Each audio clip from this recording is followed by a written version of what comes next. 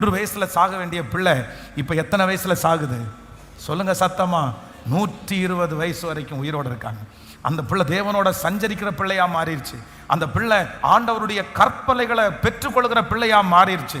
வேதம் சொல்லுகிறது, அதற்கு முன் அப்படிப்பட்ட ஒரு பிள்ளை இல்லை, அதற்கு பின் அப்படிப்பட்ட ஒரு பிள்ளை இல்லை. ஹல்லேலூயா. தேவன் உங்களுக்கு கொடுத்திருக்கிற ஆசீர்வாதம் இதற்கு முன்ன யாருக்கும் கிடைச்சது இல்லை, இதற்கு பிறகு யாருக்கும் கிடைக்க போறதில்லை.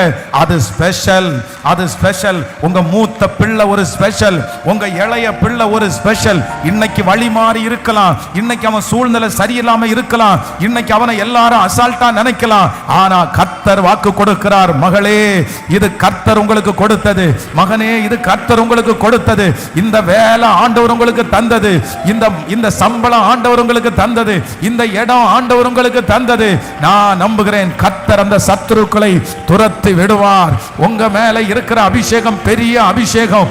எப்படி உடன்படிக்கை பெட்டிக்கு முன்பாக தாகோன் முகம் குப்புற விழுந்துச்சோ, தாகோன் முகம் குப்புற விழுந்து உடைஞ்சு போச்சோ, அதே போல உடன்படிக்கை பெட்டியை சுமக்கிற உங்களுக்கு முன்பாக எழும்புகிற அந்த தாகோன் இப்பொழுது முறிந்து விழுவதாக.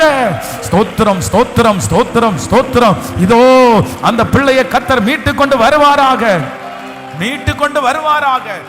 Thank you Jesus. நம்முடைய ஜெபத்திற்கு